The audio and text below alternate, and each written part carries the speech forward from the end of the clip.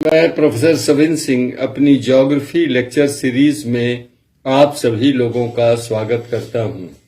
आज हम उष्णकटिबंधीय चक्रवात के विभिन्न पक्षों पर चर्चा करेंगे। इसके दो भाग होंगे।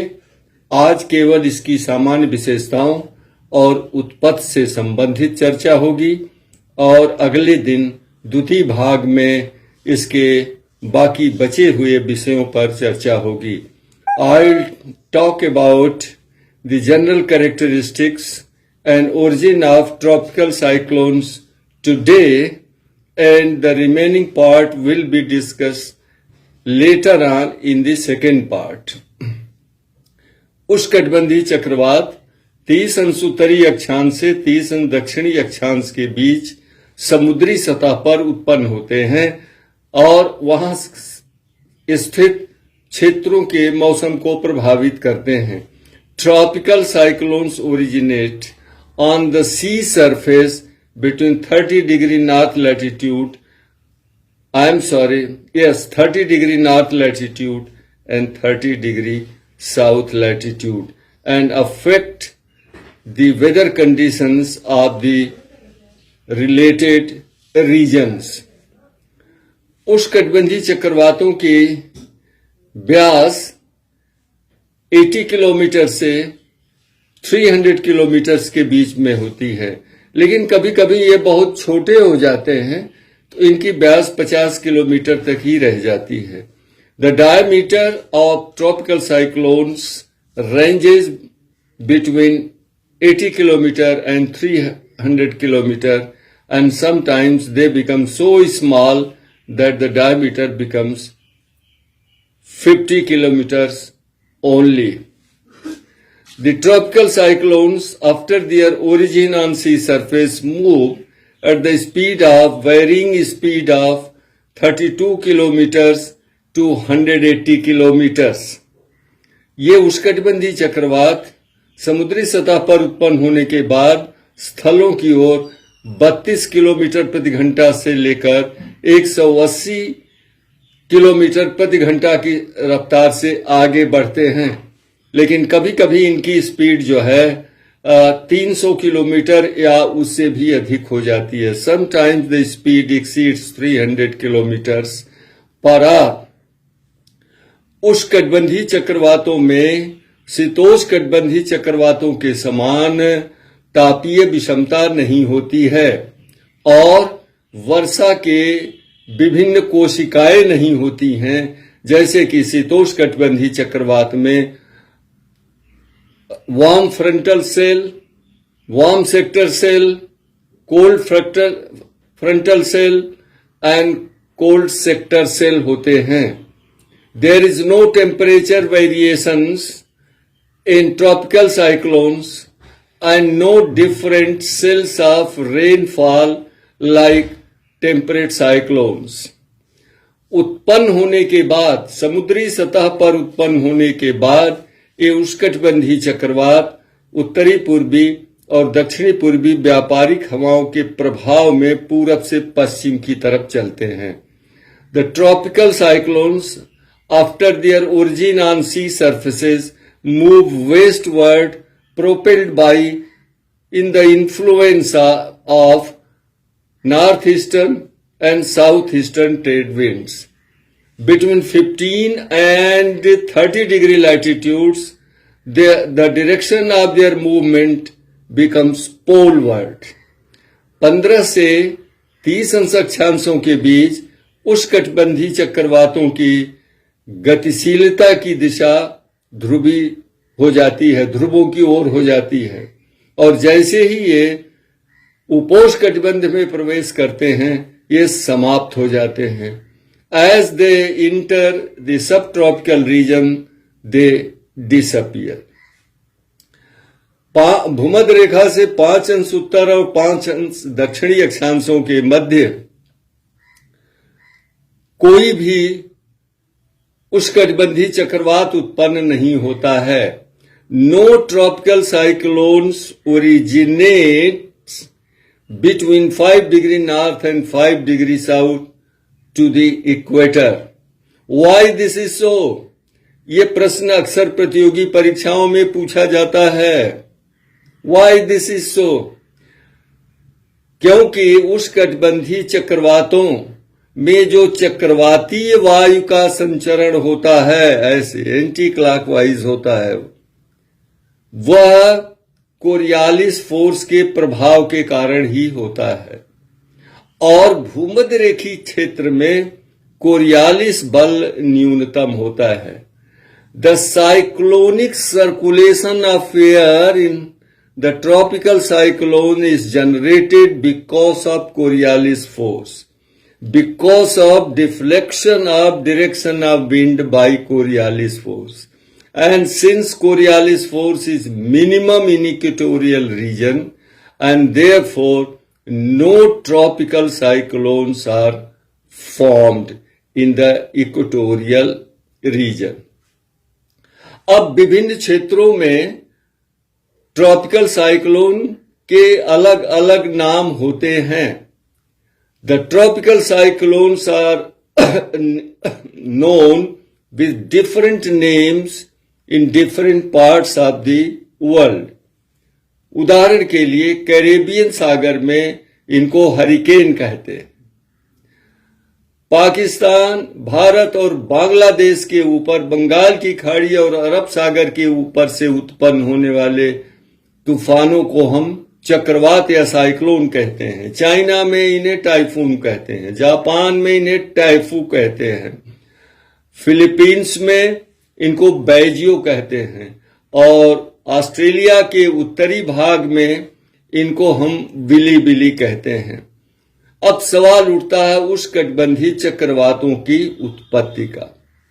तो आज तक कोई भी सर्वमान्य सिद्धांत का प्रतिपादन नहीं किया जा सका है। No commonly agreed theory of the origin of tropical cyclones could be postulated, propounded till now. लेकिन इस संदर्भ में दो मत प्रचलित हैं। नंबर 1, उष्णकटिबंधीय चक्रवातों की वाताग्रीय उत्पत्ति का सिद्धांत, और नंबर 2, उष्णकटिबंधीय चक्रवातों की तापीय उत्पत्ति का सिद्धांत। So there are two view points, frontal origin of tropical cyclones and thermal origin of tropical cyclones. According to the advocates of frontal origin of cyclones, all the cyclones world over are originated because of frontogenesis. And in the tropical areas, there is convergence of land and sea bridges. The fronts are created and tropical cyclones are formed. ये वाताग्र जनन के सिद्धांत के समर्थकों का कहना है कि धरातल पर कहीं भी, विश्व में कहीं भी जो भी चक्रवात उत्पन्न होता है वो वाताग्र जनन के कारण ही होता है। उष्णकटिबंधीय क्षेत्रों में भी जब स्थलीय और जलीय हवाओं का अभिसरण होता है तटीय क्षेत्र के पास, तो वहां वाताग्र बनता है और उष्णकटिबंधीय चक्रवात बन जाते हैं। लेकिन यहां पर एक शंका उठती है, एक प्रश्न उठता है कि अगर ये स्थलीय और जलीय हवाओं के अभिसरण के कारण चक्रवातों की उत्पत्ति होती है, तो उष्णकटिबंधीय चक्रवात को सदा तटीय क्षेत्रों में ही उत्पन्न होना चाहिए। There is a question, there is a doubt. If the tropical cyclones are formed because of convergence of land and sea bridges, then the tropical cyclone must always originate along the coastal areas. But that is not true. ये बात सही नहीं है, क्योंकि अधिकांश उष्णकटिबंधीय चक्रवात मध्य महासागरीय भाग में जलीय सतह के ऊपर उत्पन्न होते हैं। this is not true because majority of the tropical cyclones originate on the sea surfaces of mid seas or mid ocean.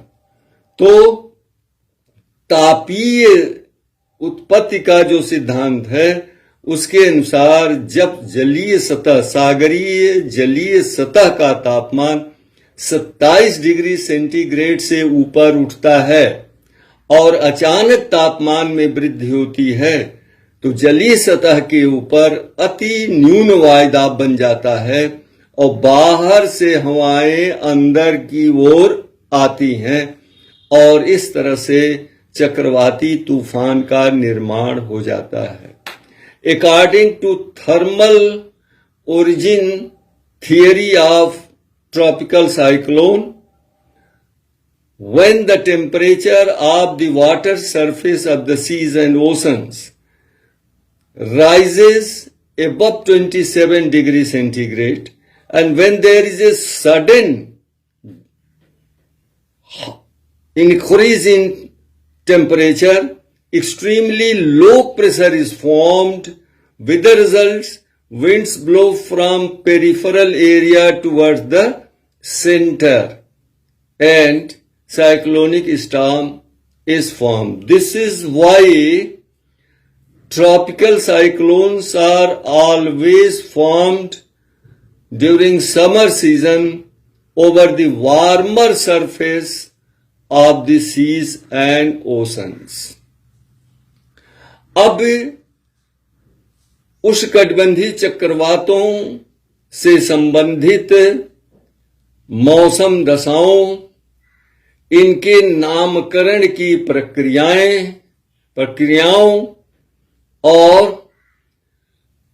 Global warming और उष्णकटिबंधीय चक्रवातों के बीच संबंधों का विवरण हम अगले व्याख्यान में देंगे. लेकिन इतना बताना आवश्यक है कि जब इन उष्णकटिबंधीय चक्रवातों में वायु की गति तूफानी हो जाती है, यानी 200 किलोमीटर प्रति घंटा से अधिक हो जाती है, तो ये प्रचंड हो जाते हैं और इनके प्रचंड रूप को हम सुपर साइक्लोन कहते हैं. When the wind velocity exceeds 200 km per hour, rather it becomes 300 km per hour, then the cyclones become very, very serious and strong, and they are called super cyclones.